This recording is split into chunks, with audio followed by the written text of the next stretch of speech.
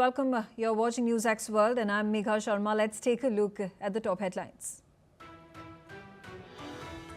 31-year-old conservative activist and influential Trump ally Charlie Kirk has died after being shot at a campus event in Utah. The US president shared a grief video calling it a dark moment for America. Videos are surfacing of the shooter running on the rooftop of the building after shooting Kirk dead. A manhunt is underway with the FBI urging the public to share photos and videos of the shooting.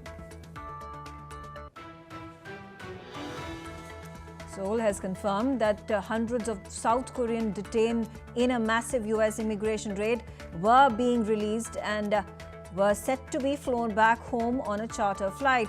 The country's president said that the workers will arrive home on Friday, adding that South Korean companies would now be very hesitant about investing in the United States following the massive immigration raid.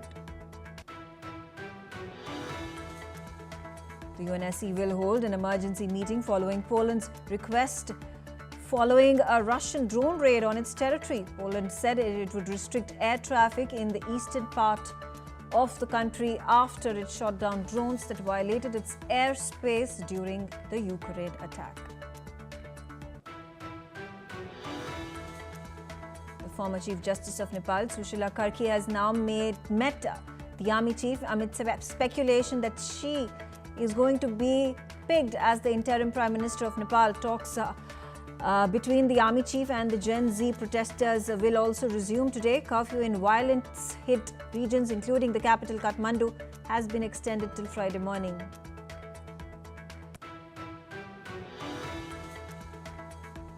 US President Donald Trump held a heated call with Israeli Prime Minister Benjamin Netanyahu, conveying deep frustration at being blindsided by Israel's strike on Hamas representatives in Qatar, even as Israel faces global condemnation for its military strikes.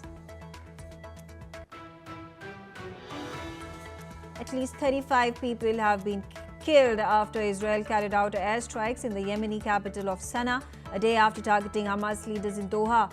A number of sites were targeted, including medical and fuel storage facilities. The Houthis said they used missiles against the Israeli strikes. A Brazilian Supreme Court judge has voted to acquit former President Jair Bolsonaro of an alleged coup attempt and annul his trial over jurisdiction. The former president of Brazil faces accusations of attempting to illegally hang on to power after his 2022 electoral defeat to current President Lula da Silva.